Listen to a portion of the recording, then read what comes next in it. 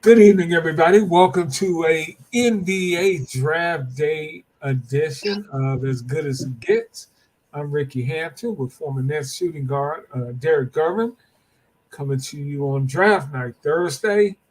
A lot of stuff to talk about in the next hour, D, as we decide to come on and kind of follow the draft live with our viewers out there. So if you got any questions or comments about some of the picks, any questions you might have for Derek, uh, let us know and type them in. I'll pass them on to Derek.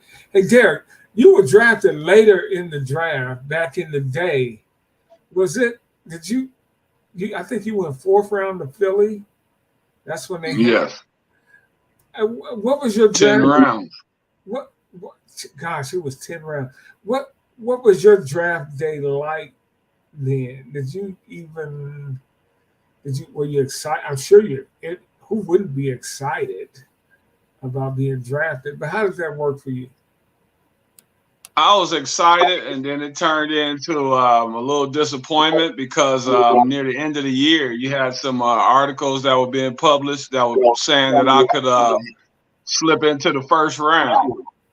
So it was an exciting day for me either way. I didn't go where I thought I would go, but I mean, I got drafted by the NBA and to go to a team with Dr. J, Moses Malone, and Charles Barkley.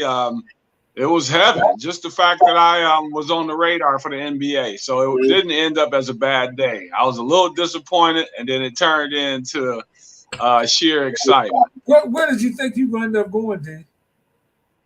Well, they started talking about me going first round. A lot of that was, a lot of teams. It's kind of like some of these young people today that aren't under the radar as much. So I know a lot of teams were skeptical because I was coming from a NCAA Division I, but not a big school, University of Texas, San Antonio. Yeah. So I'm sure some teams had question marks. And then, of course, I had to live with the stigma of being George's brother. So that right away just puts me in one basket as a scorer. And so that kind of hurt me a little bit because I also like to rebound the basketball. Yeah. Yeah. I can dig that. I can dig that. Let's get into some of this, man. The number one pick, you are in San Antonio, and it was pretty obvious that Victor Wembanyama was going to be the first pick of the draft by the Spurs. And really, this is a ideal situation for him coming into the league. Would you say so? You see what I'm wearing tonight? It's fantastic, Ricky. I know Tim Duncan when he first came into the league, so that goes back to '97. So that's 26 years, and to see their program start off with James Silas and my brother George Gervin back in the day, to see how they've progressed, and then we win 5 championships. We go through a couple of bad years. They weren't the years they were used to here in San Antonio. And now we get the big fella coming down here this year. And he gets an opportunity to have guys like David Robinson and Tim Duncan kind of help him learn the ways, learn the ropes. So I'm happy. And right now, as we speak, they're at the AT&T Center where the Spurs play. It's like it's the biggest thing since sliced bread, Ricky.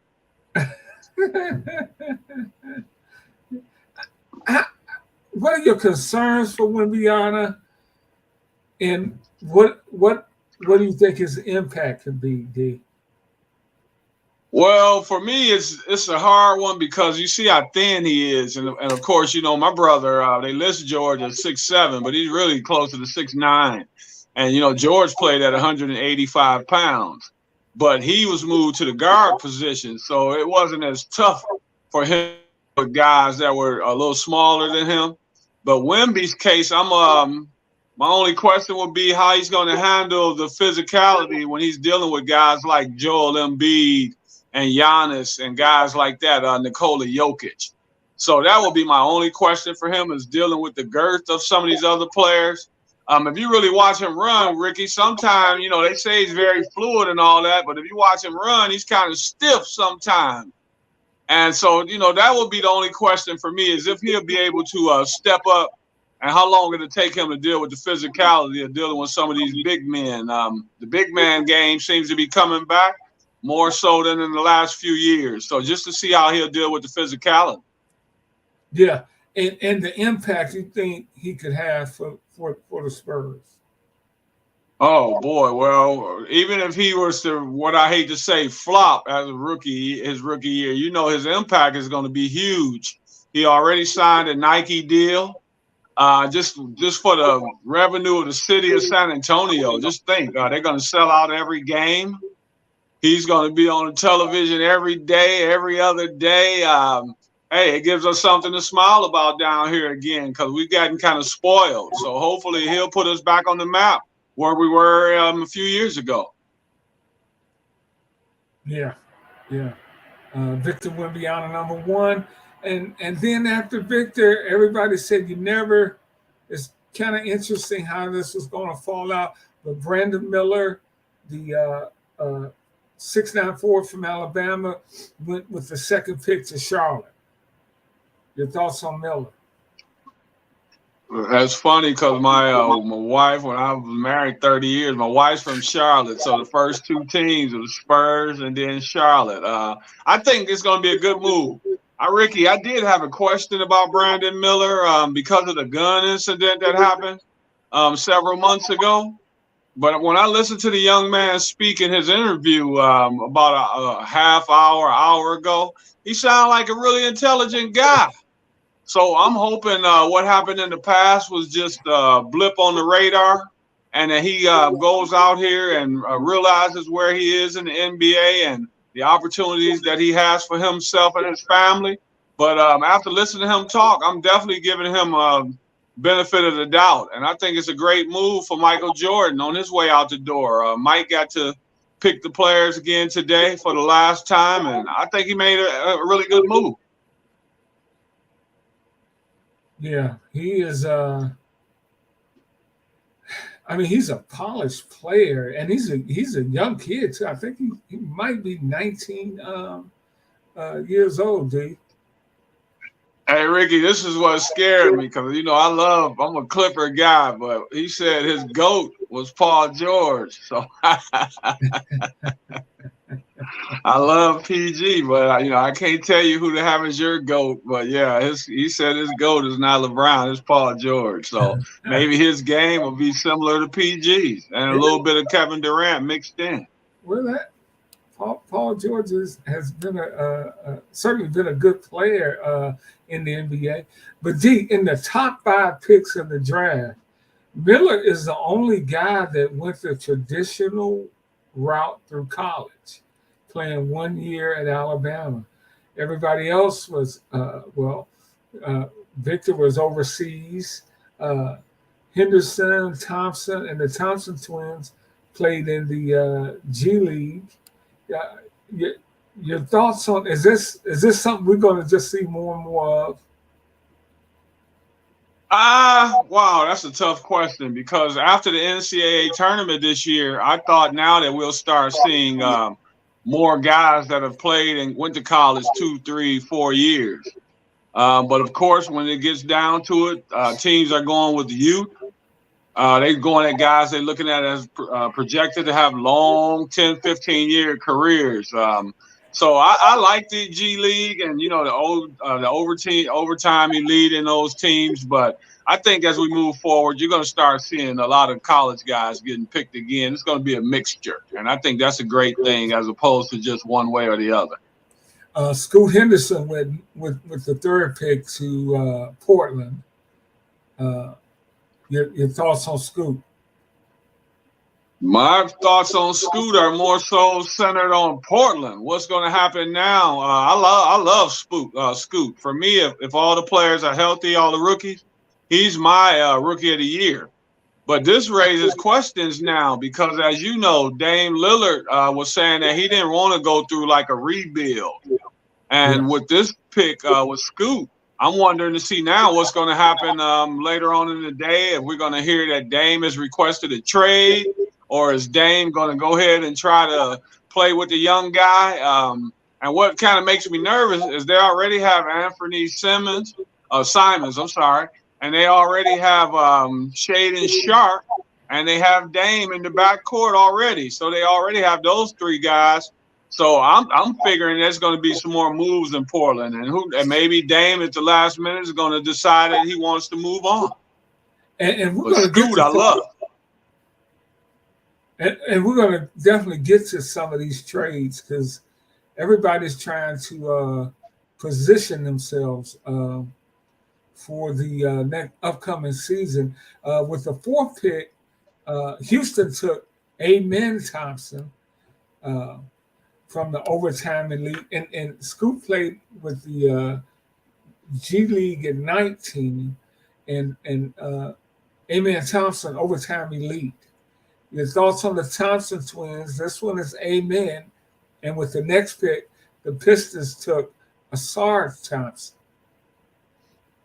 Well, I thought Amen was a really good pick, but now I'm trying to figure out what's the goal for Emi Udoka, because if you look at their team, they already have Jalen Green in the backcourt, and they also have Kevin Porter Jr., who's no slouch at all.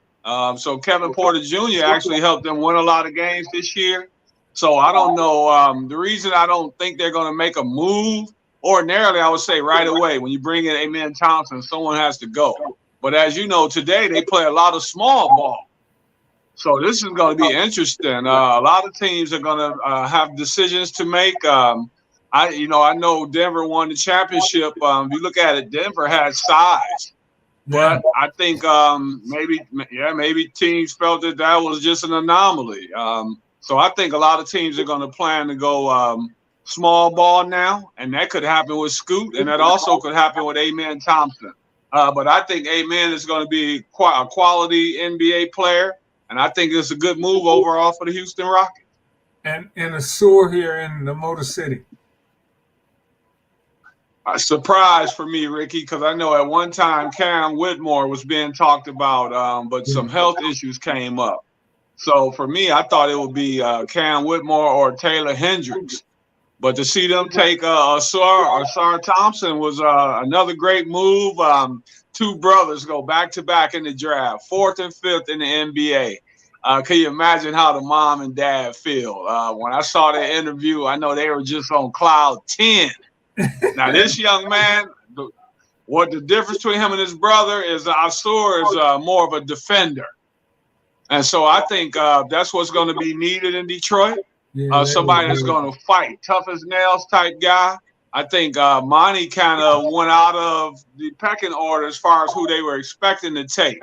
I say if they didn't have Monty Williams as the coach, that they would have even taken Jarris Walker or Whitmore or one of these other guys. So Monty has his plan, and I'm going to trust Monty because Monty's proven to me to be a winning coach. You know, the first thing he said when he got here, one of the first guys he talked about was Jalen Duren. He said Jalen Duren could be a top 10 NBA player. Well, I don't argue that, Ricky. Don't you think? Cade Cunningham, a former #1 pick on your roster. Well, what I like about Duren, though, is his toughness. And we know he played for a minute with Penny Hardaway and whatever. I think he's a guy that's going to clean up the boards. I think he could be a double-figure guy in rebounds. And, of course, I think he can be also offensively. I think he's a double-double machine. And how they use him is going to be the question for me because I know they still have Marvin Bagley. They still have Isaiah Stewart at the moment. So, but a guy like Jalen Duren, go ahead, Rick, say it. And they have Wiseman. Yeah, and Big James. So, but Duren for me is special. I thought he was special when he was coming out. If you look at it, him and Imani Bates were playing together, and I hope something good happens for Imani. But for me, Jalen Duren is a winner and tough as nails. The kind of guy you want to go to war with every night. Okay, let's keep it rolling here. Orlando, with the sixth pick, took Anthony Black, 6'6" point guard out of Arkansas, and another foreign player with the seventh pick, the Pacers. They swapped picks with Washington, and they chose Bilal Coulibaly. I Cool, think yeah, Cooler Bay or Cooler Bay. Yeah, we said the same. Yeah. Your thoughts on Black and Coulibaly? Cooler Bay as a surprise, he moved up. I think they still had him projected around 15, 16, 17. So to see them move up and take a chance on him, the Pacers, I think that was a big move. Evidently, they see something as far as him fitting into their style of play. And, they have one of my favorite guards in the backcourt. So I think they figured that he'll adapt and play very well with Tyrese Halliburton. And, of course, you still got the big man from Texas down there, Miles Turner. But I think that they saw something that they really liked on both ends of the floor. And I think Anthony Black is going to be a good pick. Wait a minute. He went to so Black went to the Magic, right? So Cooler Bay with the Pacers. I'm sorry. Right. Cooler Bay, Ricky, I'm not very familiar with, but I heard more about him as the draft got closer. And so, that's always a good thing. He was a guy that was flying under the radar, but the Pacers must have saw something really special in him to make a trade to move up and get a guy like that. And so I think they saw something special. I'm going to support him, but I'm going to say I'm happy for him because he's already exceeded his expectation. He was a guy that was going to possibly fall outside of the lotto, and here he is at number 7. So I'm always happy for that. Man, I tell you, so far we've gone through 11 picks. Oklahoma's pick is just in, but Cam Whitmore is still sitting there on the board. And many people had him as a top 5 guy, dude. But, draft is crazy. Draft night's crazy. We know that. Anything can happen. But it's sad to me, Ricky, because yeah, go ahead. Let me say this.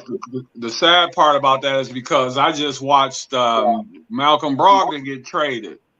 And Malcolm Brogdon got traded. He's got health issues.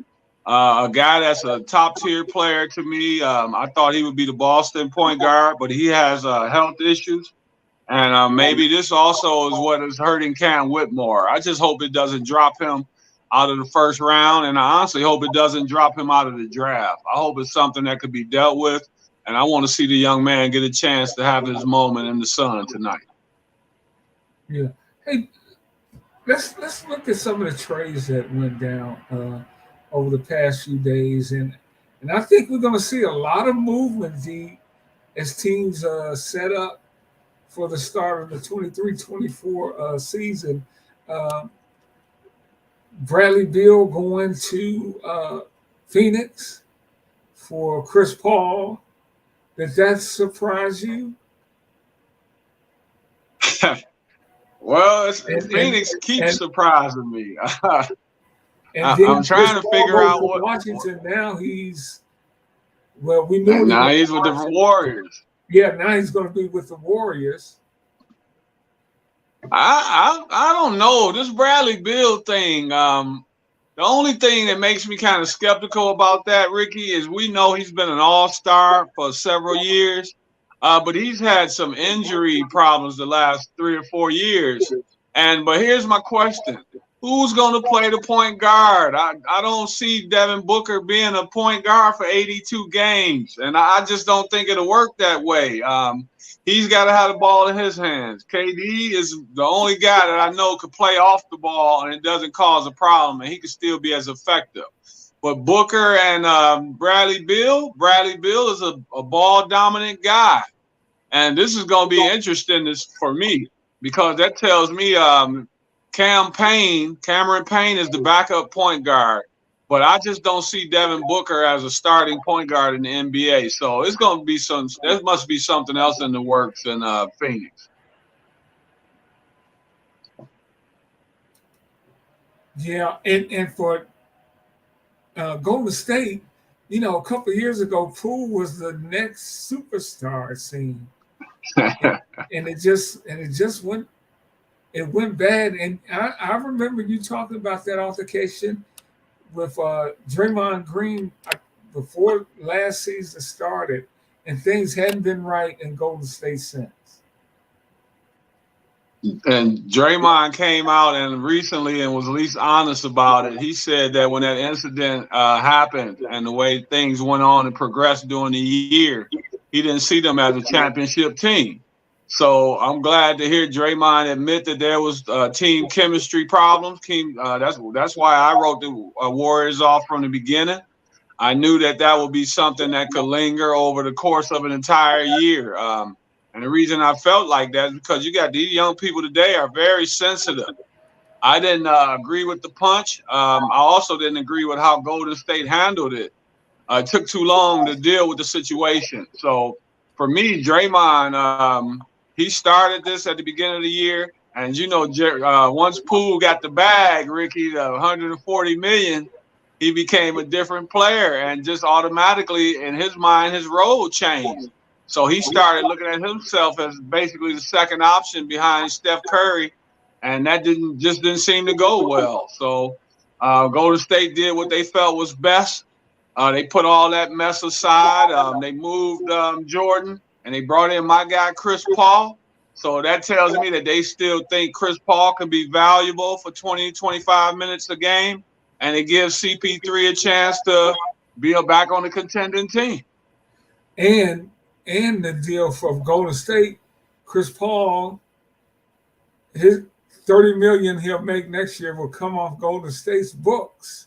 And they rid themselves of Poole's big contract. What about the Wizards? The Celtics trading for Porzingis and letting Marcus Smart go.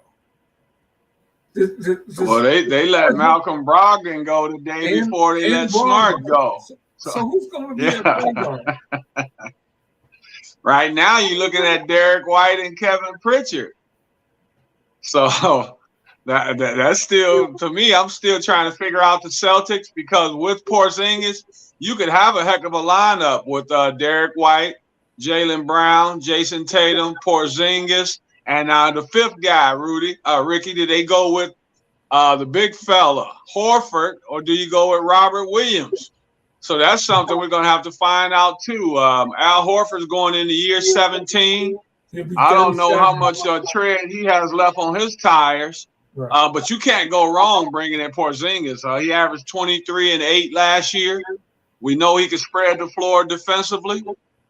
He's not a great rim protector, but just his size alone would alter some shots. So I think this makes Boston a better team. I hate that they had to do it at the expense of losing Brogdon and Marcus Smart, but I guess they said they've given it a chance. They decided to go in a different direction. So we're going to see how this works out, how this pans out. And Marcus Smart will go to Memphis. Memphis Grizzlies. Is he Dylan Brooks? The team? No, go ahead. I think this is perfect, Ricky. They lost Dylan Brooks. They had the same disposition. Both of them really tough guys, but Smart is more of a leader. If you look at it, Dylan Brooks had a terrible year. After running his mouth and stuff, his game started getting worse by the day. And so he had to go. But it didn't seem like some of the players were happy either because he put them under the line. They had to do all the talking for him with some of the guys. And I know they didn't like that. So he kind of put them under the spotlight. Marcus Smart, I think this will be perfect. I think him and Ja will be great on the court. And I also think he'll be a guy that'll be great off the floor for their team. They needed some leadership. And I think they brought in the right guy, man. I just hate that he had to leave Boston after 9 years. But I think he wasn't too happy about the move either, Ricky. He actually was kind of upset about it. But I think he's looking at it as he expected more from Boston. But I told you earlier, I didn't think him and Mazzulla had hit it off very well. And when I got nervous is the day that he tried to check himself in the game in the playoffs. And Mazzulla looked at him like he was crazy. And I thought from that point on that something was going to have to happen. And we see they decided to move him. Right. Let's go back and look at more of these picks. The Wizards, Jarace Walker, with the 8th pick. I think we talked about that. Taylor Hendricks, you liked him. He's going to Utah at number 9. Carson Wallace, point guard, with the 10th pick to the Mavericks. Oh, you just made my day. I don't have a TV in here, fans, so Ricky's doing my part as well, but I have to speak on the 10th pick. I am a very, very happy man. Mr. Kason Wallace. His brother is Keaton Wallace, who played at UTSA 2 years ago. Keaton has actually been playing in the G League himself. He was with the Clippers this past year, and I stay in contact with him. So to see his younger brother, who I've been hearing about since 10th grade, and now he goes to the 10th spot, Ricky. I've been hearing about him since he's a 10th grader.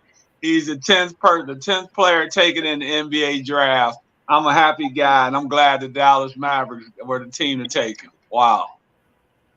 Yep. I said Carson Wallace. I meant Kason Wallace. Kason. He was Kason, but hey, man. Jett Howard is going to Orlando with the 11th pick. Really good offensive player. Not much on the defensive end, but he's a 6'8" wing, good shooter. Derek Lively, the big 7-footer, is going to Oklahoma with the 12th pick. Oh, boy. And Grady Dick from Kansas is going to Toronto. Grady Dick's a really Dick dropped to the 13th, Ricky.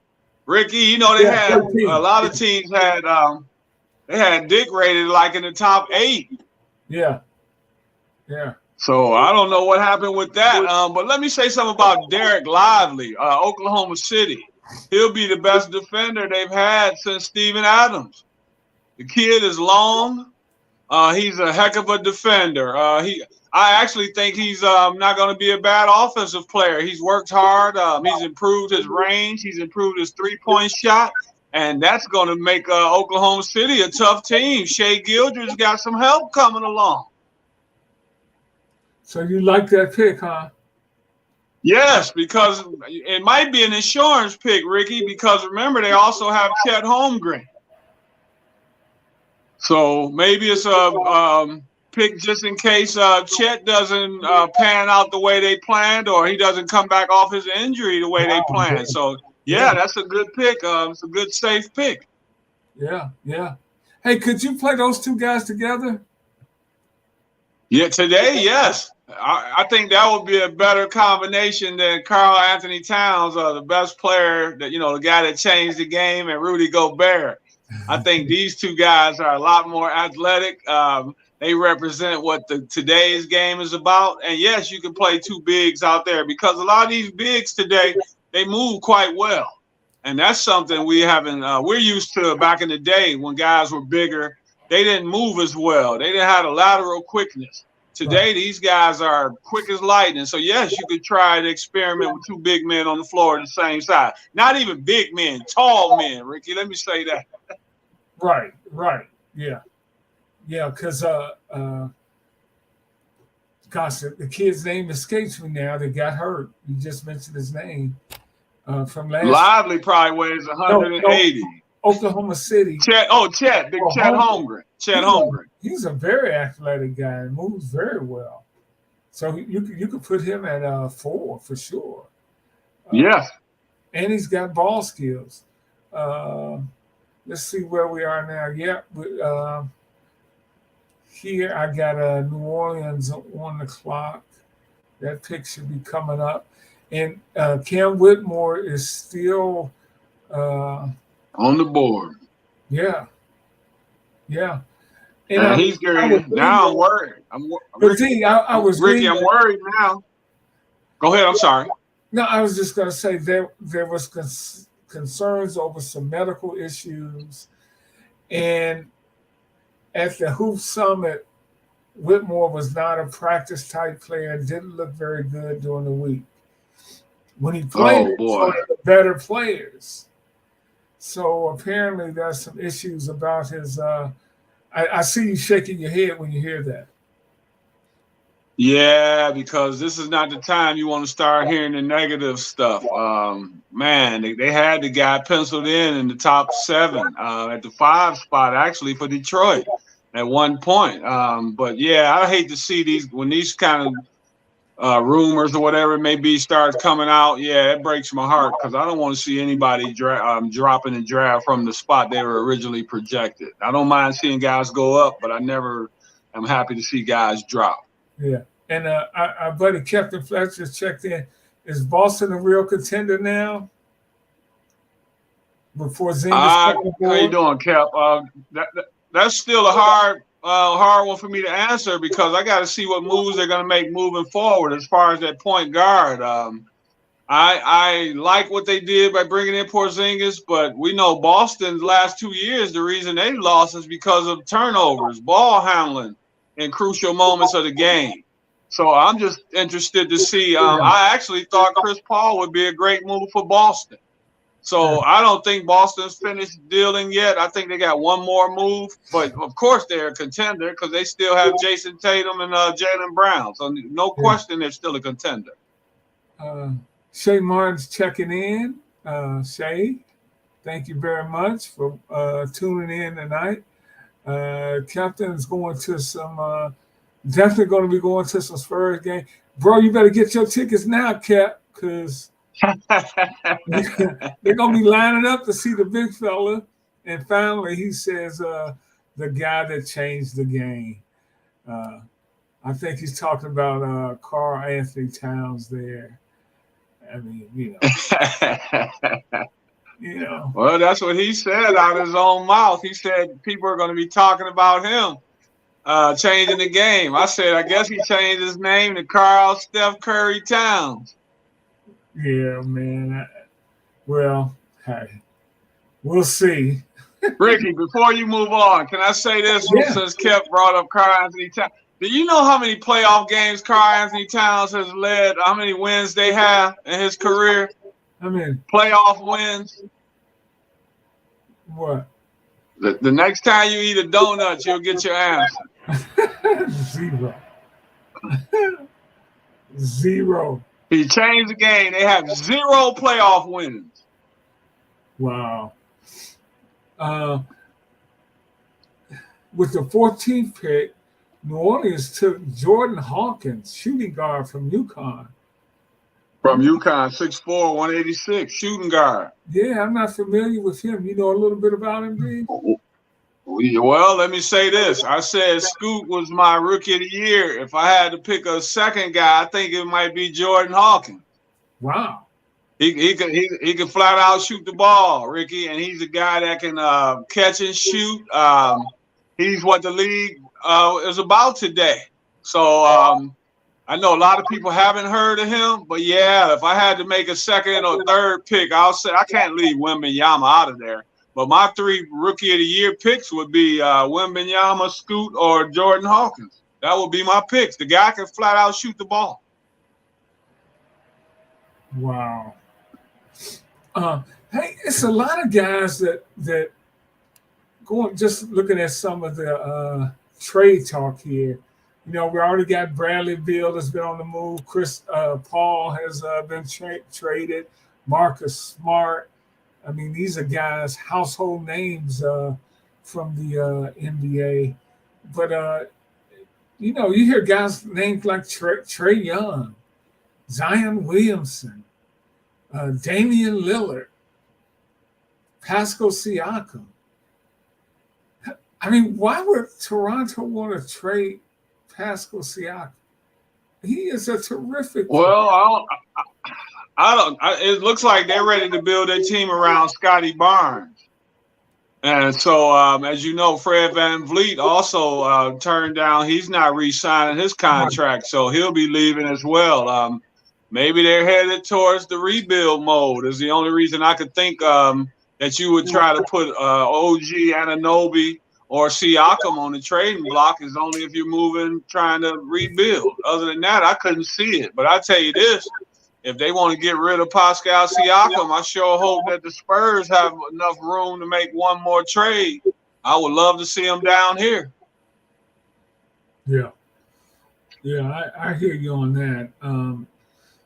DeMar Rosen, who's 34, but man, he has played terrific basketball in Chicago. But there's another Ricky. Now, go ahead. Let me tell you about Chicago. I'm sorry, I didn't mean to cut you off. Chicago has me confused as well, okay? Because I've heard Levine's name on the trading block. I've heard DeMar DeRozan's name on the trading block, and I've heard Nikola Vucevic's name on the trading block. I don't understand. If all three of those guys, if you get rid of all of them, that means you're in a rebuild mode. Right. And I think Chicago had a pretty good team. They just need to add a few pieces. So I don't know if they're going to give up either Levine or DeRozan. Maybe that doesn't work anymore. Similar to Paul George and Kawhi, or maybe a Jaylen Brown and Tatum. Maybe they just figured that's not going to work, and they're going to shop one of those guys. But I definitely can't see them shopping both of them. I would think that Levine right now would have a higher ceiling because of his age. And if you were going to get rid of him, that would, I would have trouble giving up DeMar DeRozan. But as you said, he is 34 years old. So we're going to still have to keep our eyes on the Chicago Bulls because they're not finished dealing. Hey, D, Zion Williamson has only played in 114 games in his 4 years. In his 4 years. But the dude is only 22 years old. And when he has played, he's been an effective player. But I think New Orleans is tired of waiting on him. And I wouldn't be surprised if they pulled the trigger on something for him. But who would take a chance on him? Well, I know one team would. Injuries. The New York Knicks would take a chance on him. That's where he said his favorite gym is the Madison Square Garden. So I could see them throwing in Julius Randle, maybe R.J. Barrett if necessary, to try to make that trade happen. I don't think Zion likes it in New Orleans. That's the biggest issue. He's played 28 and a half games a year for the last 4 years. And what I was watching, Ricky, was to see was he going to come back and try to play in the playoffs, because they were saying that he was cleared to play, right, but he chose to sit out. So that told me that his heart is not really in New Orleans. And that saddens me because they got Antonio Daniels there as a voice that he could talk to. Antonio does radio, play-by-play. Willie Green is a great guy that he could talk to, but evidently maybe he doesn't like what New Orleans, the direction they're headed in. Maybe he doesn't like just living in the city there. I don't know. But I could see him with the New York Knicks. And I don't think we've heard the last of that situation in New Orleans. Yeah, that's surprising. And you know, and they played okay without him. They had some bad moments, but you know, they did okay without him, but this has not worked out. When you think about that draft with Morant and Zion, for different reasons, both those guys have been major disappointments. Weren't they the only two guys I talked about? That's right. When we talked, they were the only two guys I mentioned when they were coming out the draft. But Ricky, I got to look at this side too for the Pelicans. This is what's going to make it hard, because you said yourself, when Zion plays, they play well, and when Zion was healthy, they were rated in the top 4 teams to come out of the Western Conference. Yeah. So of course that's something that the Pelicans are going to think about, because this is a situation you can't get back. You want to make sure that you make the right situation, the right decision. So I'm sure they're going to sleep on this a long time before they decide what they're going to do with Zion. Okay, we got some more updates here on the draft. Jordan Hawkins went 14. No Keontae George yet, Ricky? Not yet. Wow. Hawkins went to New Orleans. Cody Buffkin from Michigan, the 15th pick, goes to He Atlanta. moved up in the draft. Yeah. So you got Buffkin and you got Jed Howard from Michigan. So Juwan Howard is a happy guy today. Yeah. Although I'm sure he would love to have them back on his roster. I'm sure. Well, he would love to have Buffkin back, but I'm sure he's so happy to see his son go into the lotto, top 8 pick or 9 pick, whatever he was. Man, that's heaven today. Juwan's in heaven. Hey, D, you said you were disappointed on draft. Now you were happy, but disappointed too, because you were told one thing and something else happened. What is it that Cam Whitmore has to figure out after tonight? Well, what he can't do is get down on himself. I'm sure the doctors are doing their due diligence. I'm sure the teams are doing their due diligence. I still say he's going to go in the first round. What he has to do, Ricky, is it reminds me of this football player that was projected. I can't think of the last name. His first name is Will. He was projected to go in the top 3 picks last year, this past season in the draft a few months ago. And then he even did a little thing on Twitter or something. So they started talking about him being the first pick. And then he didn't even end up getting drafted on day 1. So you just have to find something to motivate you. Yes, exactly. Will Levis, I believe is his name. Yeah, Will Levis. I knew it would come to me. Will Levis. Yeah, so he has to kind of look at it like that. Everyone's not going to give up on Cam. Someone's going to go ahead and take a chance on him, and I just hope it's in the first round. But my message for him would be to just keep working on your craft, keep praying, believing in the man above, and I think at the end of the day, things are going to work out just the way they were planned and the way they should have worked out. He'll still be a NBA player, and I believe he'll be a first-round NBA player. Okay, Buffkin to the Hawks. Man, it's going to be interesting to see what Atlanta does with Trae Young, because he's one of those guys we keep hearing his name being bandied about for a possible trade, D. See, I look at guys like Lillard and Young, terrific scores, but their teams aren't. I mean, they need more help. I thought Trae could have helped the Lakers, Ricky. I'm not a big Trae Young fan, and I know a lot of people say he's a ball dominant guy, but a lot of people have to realize this: sometimes when you're a ball dominant player, it's because of the team that you're playing on, the players that you're surrounded with. Just because you're selfish, as some people say, I don't think Trae's a selfish player. I just don't think he has a lot of weapons around him. Yeah. So I thought for him, the Lakers would be the perfect team for him. It would get him that guard that could shoot the ball, that guard that could push the ball up the floor a faster pace, which they need. And I just thought he would be a perfect answer for that. But if we look at Atlanta, we've been hearing Trae talk about Clint Capella and Jason, what's his name, Collins as well. So, they're going to have to figure out what they're going to do. I don't know if they'll move Trae. I think Quinn Snyder's a coach that doesn't mess around a lot. So they'll decide in the next few months. But I think we're going to hear more from Atlanta. And Trae could be moved. I think he might be moved before it's all said and done. Well, I remember when they say Michael Jordan was a ball-dominant ball hog early in his years in Chicago. Yeah, that's what they said, but you got to look at the alternative. Who was he throwing the ball to? Right. At some point, it got to make sense.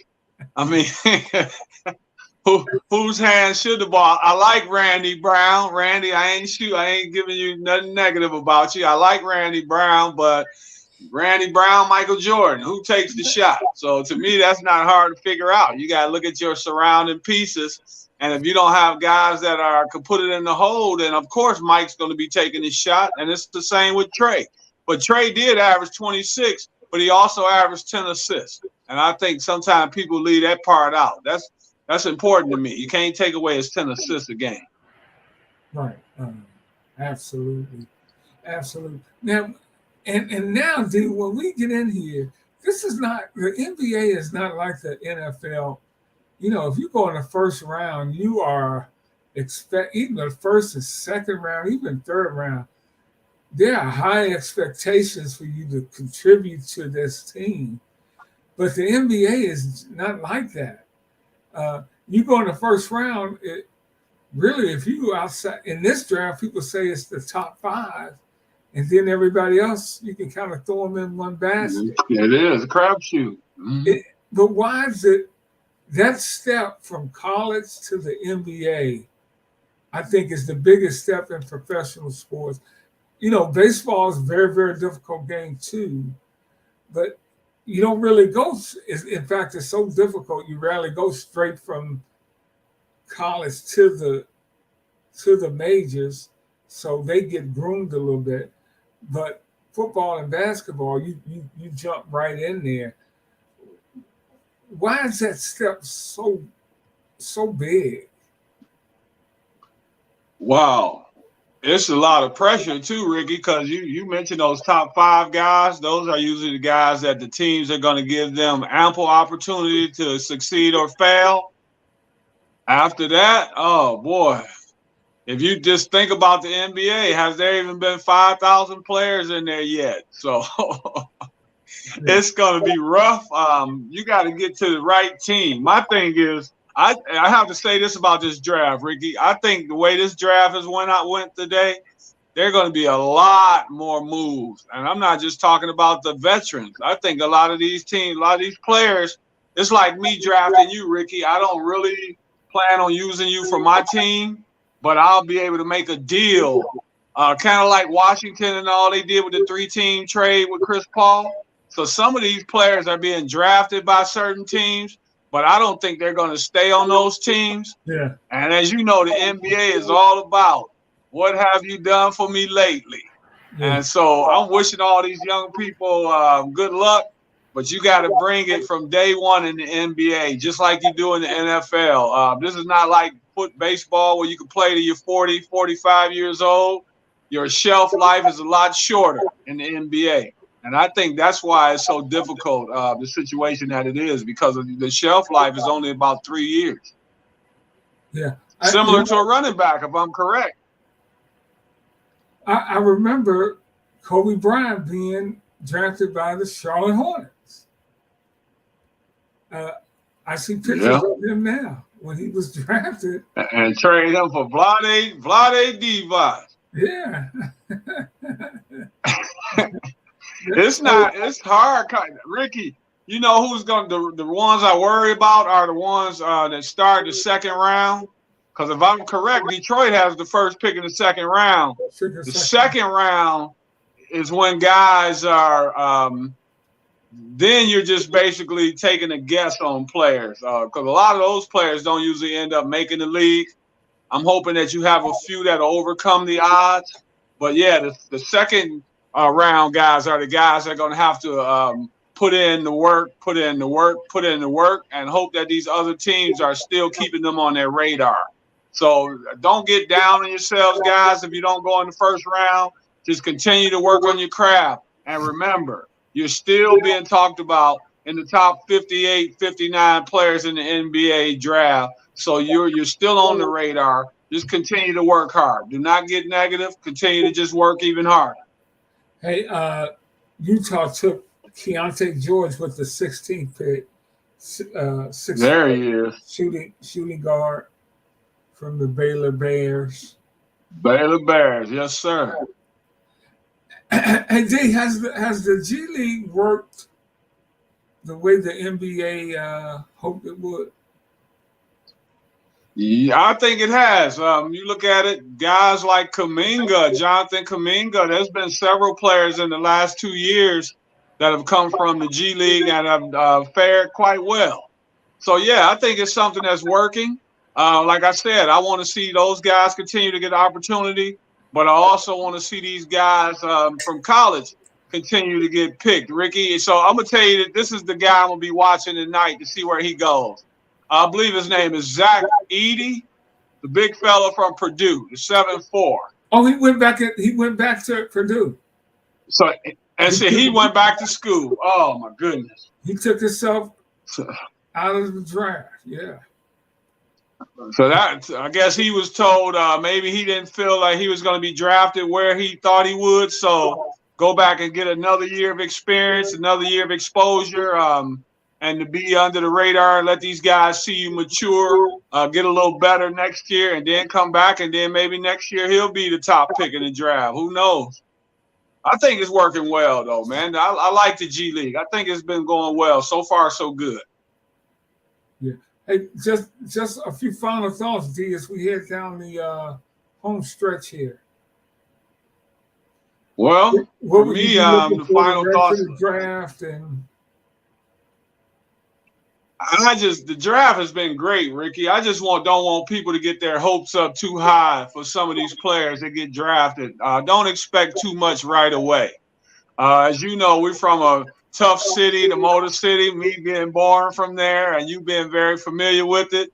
So I hope if a man has some hiccups at the beginning, that the fans aren't too hard on him.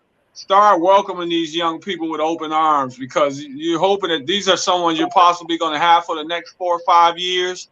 It's not going to be all smooth sailing. Remember that they're rookies, and depending on the situation you come into, you might not get the opportunity to perform at the level you're used to right away, but that does not make you a bust. So be patient with these young people, and a lot of them are going to surprise you. They're going to end up doing a lot better than some people might think that they're capable of doing. Hey, two more things before we get out of here. Your thoughts on Draymond declining his option, and in Milwaukee, Middleton turning down his deal. I'm not surprised about Draymond turning down his 27.6 or whatever, because I didn't think he wanted to be there. As the season was winding down, actually around half season, Draymond was doing a lot of talking, and it was sounding to me like he had already basically played himself out of Golden State mentally. I don't think he was in it 100% in the playoffs, really. I think that he had things on his mind with the Poole situation and with them not giving him a new contract during the season. So I think he already had 1 foot in the door and 1 foot out. And as far as Chris Middleton, I don't know about his decision turning down $40.6 million after you've been out basically the last 2 years with injury. I hope it works out for him. But man, Draymond, I can understand him turning it down. Chris Middleton, to me, that's a puzzle, because I mean, $40 million coming off of injuries 2 years in a row, that would have been hard for me to pass up. So maybe he knows something that we don't know. We'll find out more as this situation unfolds. Hey, D, I think the Bucks are like, oh, okay, thank you. I couldn't believe it, Ricky.